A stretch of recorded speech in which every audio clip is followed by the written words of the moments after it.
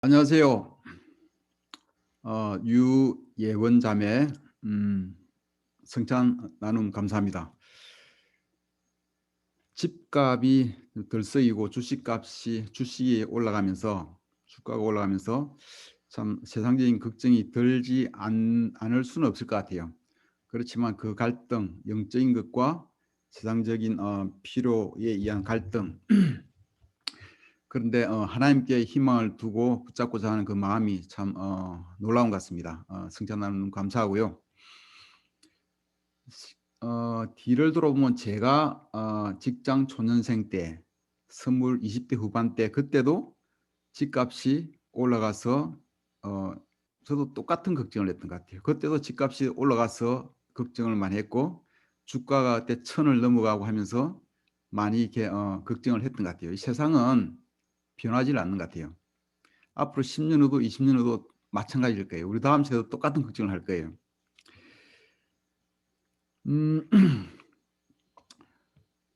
이제 2월이고 금주에는 설날이 있습니다. 코로나로 친척들 만나기가 쉽지 않을 수 있는데 제약이 많을 텐데 그래도 즐거운 설날 보내시기 바랍니다. 저희는 서울에 계시는 장인 장모님 뵈러 서울에 다녀올 생각입니다. 예전에는 서울에 있을 때는 밀양에 오느라고 이렇게 굉장히 많은 시간 걸려서 밀양으로 내려왔는데 이제는 거꾸로 명절이면 올라가니까 이제 거꾸로가 되었습니다. 오늘부터는 주일에는 신약 마태복음으로 말씀을 볼 계획입니다. 우리 믿음의 기초를 다지고 더 성장해가는 놀라운 시간이 될 것을 믿습니다.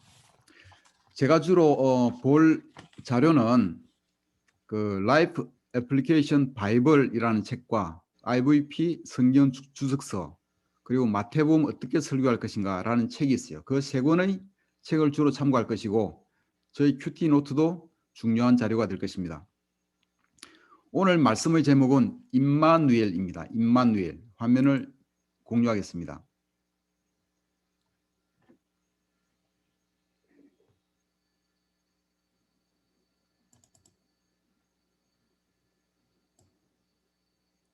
예, 임마누엘.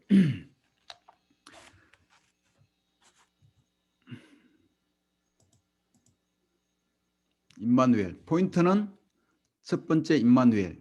하나님이 우리와 함께 하신다. 두 번째는 베들레헴의 전쟁이라는 포인트로 나가겠습니다. 이 마태복음서는 12제자의 한 명인 마태가 적었고요. 마태는 전직이 세무원이었습니다. 적은 연대는 60년대 또 70년대 설도 있지만 마가복음이 사복음서 중에 가장 먼저 최초로 쓰여졌다고 인정을 받고요. 마태복음은 마가복음을 기초로 해서 많이 감안했다고 그렇게 인정되고 있습니다.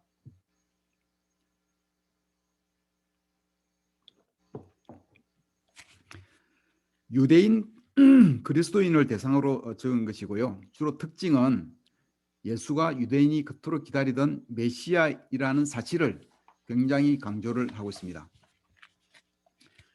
예수님이 오실 당시에 유대인들은 구약 성경 말씀에 예언되어 있던 메시아를 오랫동안 기다리고 있었습니다. 마태복음은 당시 바리새파가 주도하는 종교 체제와의 갈등 아래 있는 유대인 그리스도인들을 주 대상으로 하여 쓰여졌습니다. 그래서 마태는 당시 바리새인 등 종교 지도자들이 인정하지 않는 예수님이 바로 우리 모두가 기다리고 있던 바로 그 메시아라는 사실을 강력히 전하고 있습니다. 여러분은 마태복음에서 구약의 성경 말씀이 왜 그렇게 많이 나오는지 의아하게 생각해 보신 적 있습니까? 구약의 말씀이 마태복음에 10개나 넘게 인용되어 있고 1, 2장에서만 4개나 인용되어 있습니다. 왜 그럴까요? 그것은 마태가 당시 모두가 믿는 구약 말씀을 인용해서 그 말씀이 예수님에 의해서 어떻게 성취되었는가를 보여줌으로써 예수님이 메시아이심을 확신시켜주기 위한 방법이었습니다. 또 하나 마태복음의 특징은 예수님의 족보에 대해서 길게 나와 있다는 것입니다. 예전에 제가 학교 다닐 때 누군가가 조그만 성경 책자를 선물로 줬어요. 그래서 펼쳐본 적이 있었는데 처음부터 누가 누구를 낳고 누가 누구를 낳고 하면서 끝없이 재미없는 이야기가 지루하게 반복되어서 일타가 그만둔 적이 있습니다. 저는 생전에 아버지께서 저희 집 족보 책자를 한 권 주신 것이 지금도 책꽂이에 꽂혀 있습니다만 한 번도 읽어보지 않았던 것 같습니다. 그렇게 재미없는 족보 이야기를 성경책에 처음부터 왜 그렇게 쭉 나열되어 있을까? 그런데 유대인들에게는 그것이 매우 중요했습니다. 성경의 예언대로 예수님이 다윗의 계보이자 아브라함의 후손임을 증거하기 위함인 것입니다. 예수님의 족보는 마태복음, 누가복음에 나옵니다. 누가복음의 족보는 어머니 마리아의 족보로 여겨지고 있습니다. 그래서 마태복음과 누가복음을 통해서 예수님의 이 땅에서의 아버지 요셉과 어머니 마리아 모두 조상 다윗의 후손임을 나타내고 있는 결과가 됩니다. 특히 마태는 족보를 분석하면서 아브라함으로부터 시작하여 다윗 왕조의 시작과 마지막 바빌론 유수를 역사의 전환점으로 구분짓고 있으며 각 구간마다 14대라고 분석해서 예수님을 새로운 역사의 시작, 새로운 왕조의 시작으로 보는 관점을 취하고 있습니다. 임마누엘, 첫 번째 포인트 임마누엘입니다. 마태복음 1장 23절을 우리 강종선 현재가 읽어주세요. 마태복음 1장 23절입니다. 보아라, 동정녀가 잉태하여 아들을 낳을 것이니 그의 이름을 임마누엘이라고 할 것이다 하신 말씀을 이루려고 하신 것이다. 임마누엘은 번역하면 하나님이 우리와 함께 계시다는 뜻이다. 네, 감사합니다. 임마누엘은 하나님이 우리와 함께 하시다의 뜻입니다. 이는 700년 전에 이사야서에 예언되어 있던 말씀입니다. 그리고 그 이전 약 1000년 전에 다윗의 시편에서도 예언되기를 여기에서 나는 다윗의 자손 가운데서 한 사람을 뽑아서 큰 왕이 되게 하고 내가 기름 부어 세운 왕의 통치가 지속되게 하겠다라고 되어 있습니다. 또 더 이전으로 거슬러 올라가서는 아브라함 때에 하나님이 말씀하시기를 땅에 사는 모든 민족이 너로 말미암아 복을 받을 것이다 라고 하신 그 모든 말씀들이 드디어 때가 되어 아브라함과 다윗의 후손으로서 하나님의 아들인 예수님이 이 땅에 직접 오심으로써 이루신 것입니다. 그 예언을 이루신 방법은 동정녀 마리아의 아들로 이 땅에 사람의 아들로 태어나는 것이었습니다. 예언에는 그 아들의 이름이 임마누엘이라고 되어 있지만 그러나 실제로 임마누엘이라는 이름이 쓰여진 것은 아니고 예수라고 지어졌습니다. 주님께서 구원하신다는 의미의 예수라고 쓰여 있습니다.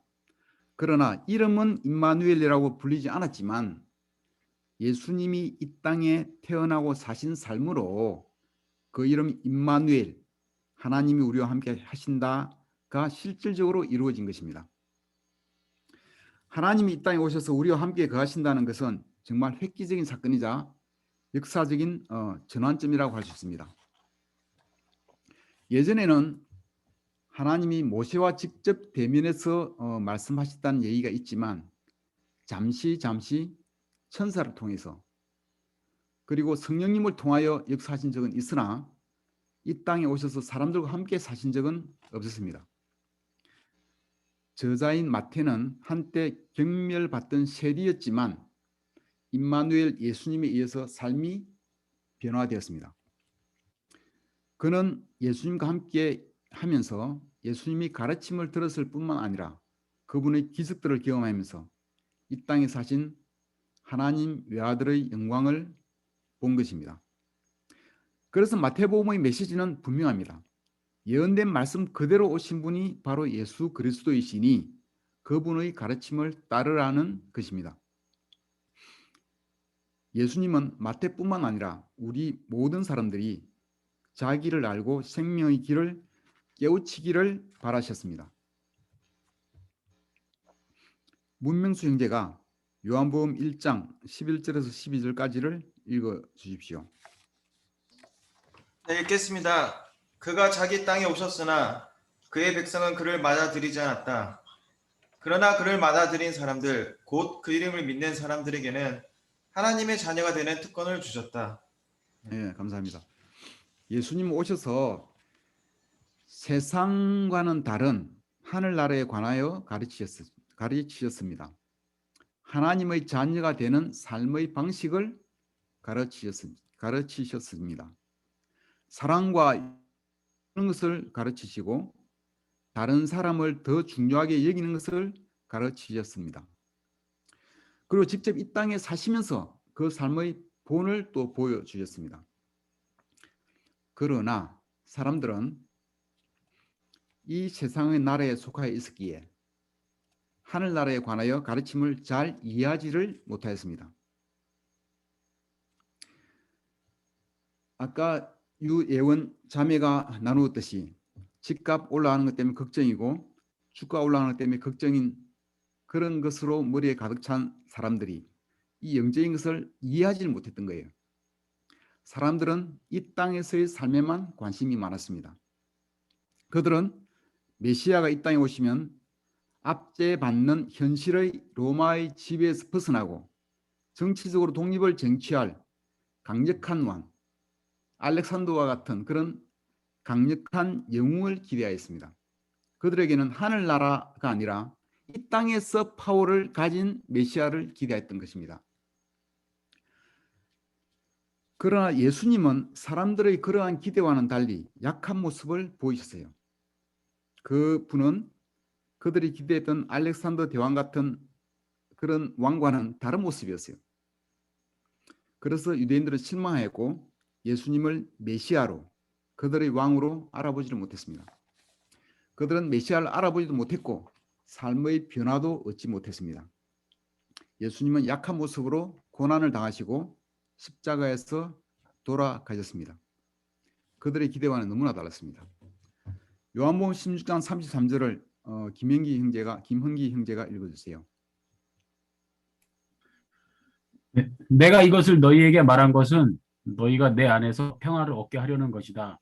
너희는 세상에서 환난을 당할 것이다. 그러나 용기를 내어라. 내가 세상을 이겼다. 네, 감사합니다. 그러나 예수님은 사람들이 기대했던 알렉산더 대왕의 그런 방식이 아니라 더 놀라운 방식과 더 놀라운 능력으로 그 후 2000년 동안 지속해온 하나님 나라를 이 땅에 세우셨습니다. 그분은 힘없는 약자가 아니라 정말 진정한 능력을 가진 분이었습니다. 사람들이 생각도 못했던 방식으로 십자가의 죽음과 부활로 이 세상 사람들의 굴레인 죄와 죽음의 권세를 이기시고 새로운 나라를 건설하였습니다. 그래서 오늘날에도 믿는 우리 안에서 거하시는 성령님으로 말미암아서 구약 예언의 임마누엘 하나님이 우리와 함께 하신다는 말씀은 지금도 계속 이루어지고 있는 것입니다. 임마누엘 예수님 놀라운 축복입니다. 하나님을 찬양합시다. 이 땅의 삶의 방식이 아니라 그분의 하늘나라의 가르침을 온 마음과 정성으로 따른 삶을 같이 살기를 바랍니다. 두 번째 포인트는 베들레헴의 전쟁이라는 제목입니다. 예수님이 이 땅에 오실 때 뭐 대학병원 산부인과에서 태어났다고 하면 좀 느낌이 좀 이상하죠. 또 도시에서 태어났다고 해도 운치가 좀 없을 것 같습니다. 그런데 예수님은 유대 베들레헴 마구간에서 태어나셔서 구유에 누이셨습니다. 마태복음 2장 6절을 우리 김정현 형제가 읽어주세요. 네, 마태복음 2장 6절입니다. 너 유대 땅에 있는 베들레헴아, 너는 유대의 고를 가운데서 아주 작지가 않다. 너에게서 통치자가 나올 것이니 그가 내 백성 이스라엘을 다스릴 것이다. 아멘. 네, 감사합니다. 영화 터미네이터 내용은 인류를 구원할 아이와 어머니를 미리 없애버리기 위해서 미래 시대에 미래에서 과거로 그때 기계 컴퓨터와 인간이 싸울 때인데 미래의 기계 진영에서 터미네이터를 현재의 시대로 그 아이와 어머니를 미리 없애기 위해서 보냅니다. 그리고 또 한 진영, 인간 진영에서는 또 다른 보호자를 보내서 치열한 싸움이 벌어지는 것을 스토리로 하고 있습니다. 그와 비슷하게 2000년 전에도 아기 예수가 태어났을 때 한편은 그 예수께 경배를 드리려고 오는 사람들이 있었고 다른 쪽에서는 아기 예수를 죽이려고 혈안이 된 사람들이 있었습니다. 우리는 그때 베들레헴에서부터 시작되어 지금까지 치르고 있는 이 무시무시한 영적 전쟁에 뛰어들어서 우리도 지금 싸우고 있는 중입니다. 우리는 지금 전쟁 중입니다. 정신을 바짝 차려야 됩니다. 예수님이 인류의 메시아로 오셨을 때 동방 박사들이 별을 보고 알고 찾아왔습니다. 예루살렘으로 와서 메시아가 어디서 나는지를 물었고 베들레헴으로 가서 아기 예수를 찾았고 경배를 드렸습니다. 거기서 그들 동방 박사들은 그들이 준비한 보물 상자를 열어서 황금과 유향과 몰약을 예물로 드렸습니다. 그들은 어디서부터 왔는지는 정확하지 않지만 하여간 먼 곳으로부터 아마도 몇 달이 걸려서 왔을 것이고 그들이 준비할 수 있는 가장 값지고 가장 소중한 것을 아기 예수께 드렸습니다. 임마누엘 예수님을 뵙기 위하여 그들은 자신들의 많은 시간을 투자했고 자신들이 가장 가치 있는 보물을 준비하여 드린 것입니다. 우리가 드리는 예배도 그래야 할 것입니다. 우리의 가장 값지고 소중한 것을 드리는 시간이 우리 예배 시간이 되어야 할 것입니다. 우리의 넉넉한 시간을 준비해야 할 것입니다. 우리 가운데 그런 분은 없겠지만 어떤 때는 찬송 부르고 예배를 시작해서 찬송 부르고 환영할 때는 바삐 막 일을 하다가 설교 시작하면 앉아서 설교 듣겠다고 하는 그렇게 준비되지 않은 마음으로는 말씀에 충분히 영감받기도 어려울 것입니다. 예배 시간도 그렇고 우리의 큐티 시간도 그렇고 충분한 시간과 우리의 마음을 준비하는 것이 중요할 것입니다. 하나님께 드리는 우리의 예배에 동방박사들 못지않게 우리의 정성을 쏟고 우리의 마음을 담아야 할 것입니다. 하나님은 우리가 할 수 있는 최선의 것을 마땅히 받을 만한 자격이 충분히 있는 분이십니다. 반면에 헤롯 왕도 베들레헴에서 나신 아기 예수를 찾았습니다. 경배를 드리려는 것이 아니라 찾아서 죽이려는 목적으로 찾았습니다. 헤롯 왕은 예루살렘의 성전을 재건하고 도시에 많은 건축물을 건축한 공이 있었으나 로마로부터는 유대왕으로 인정받았지만 다윗의 가문 출신도 아니었고 유대인들로부터는 정통성을 인정받지 못해서 늘 불안감을 가지고 있었던 왕이었습니다. 그런데 유대인의 왕이 예언서대로 태어난다고 하는 이야기를 들으니까 견딜 수 없었고 아예 후환을 아예 없애버리려는 목적으로 아기 예수를 찾았던 것입니다. 그런데 사실 예수님은 세상적인 헤롯의 왕위에는 관심이 조금도 없었습니다. 예수님이 오신 이유는 세상적인 왕이 아니라 그에게 하늘나라를 알려주고 그에게도 영원한 생명을 주는 것이 목적이었습니다. 그의 세상적으로 사는 방식을 하늘나라의 방식으로 바꾸어주는 것이 목적이었습니다. 그러나 헤롯은 잘못 생각했습니다. 자신의 왕자리를 오래도록 보존하기 위하여 그는 이 아기 예수를 죽이고 싶었습니다. 하늘나라가 아니라 오로지 세상적인 생각만 그에게 있었던 것입니다. 어떤 때 우리도 예수님을 주님으로 삼고 따라가기에 두려워할 때가 있습니다. 내가 세상에서 좋아하는 일을 그만둬야 하나? 하나님이 나의 좋은 것을 뺏어가면 어떡하지? 하는 생각으로 영적인 예수님의 하늘나라의 삶의 방식을 따르기를 주저할 수가 있습니다. 그러나 예수님은 우리가 세상에서 좋아하는 것을 뺏어 가지고 싶은 생각은 요즘 말로 1도 없습니다. 다만 하늘나라의 삶을 알려주고 싶으신 것입니다. 믿음으로 예수님에게 우리 삶의 키를 맡기면 진정한 자유와 기쁨을 주는 하늘나라의 삶을 맛보고 즐길 수가 있을 것입니다. 마태복음 2장 16절을 박철웅 형제가 읽어주세요. 헤롯은 박사들에게 속은 것을 알고 몹시 노하였다. 그는 사람을 보내어 그 박사들에게 알아본 때를 기준으로 베들레헴과 그 가까운 온 지역에 사는 2살짜리로부터 그 아래의 사내 아이를 모조리 죽였다. 예, 감사합니다. 헤롯 왕은 결국 베들레헴 지방으로 사람을 보내서 그 지역의 어린 아이들을 다 죽여버리는 무서운 일을 자행합니다. 자신의 왕권에 대한 위협을 없애기 위하여 그러한 비극을 일으킨 것입니다.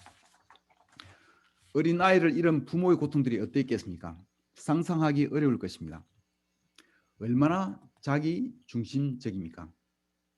다른 사람들의 고통이나 상처는 안중에 없습니다. 참으로 사람의 죄는 무섭습니다. 사람의 이기심이 얼마나 다른 사람들에게 고통을 줄 수 있는지를 극명하게 보여주는 사건이라고 할 수 있습니다. 그러나 헤롯은 그로부터 약 1, 2년만 더 살다가 죽습니다. 어쩌면 우리는 이 사건을 헤롯 왕이 특별히 악한 사람이기 때문에 그렇다라고 남의 일로 생각해 버릴지도 모르겠습니다. 그러나 과연 그럴까요?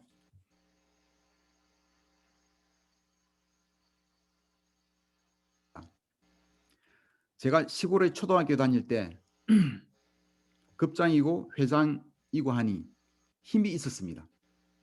친구들이 말 듣지 않아 화가 나면 막 때렸습니다. 그런데 부산으로 전화오니 급장도 아니고 힘도 없고 누가 알아주지도 않았습니다.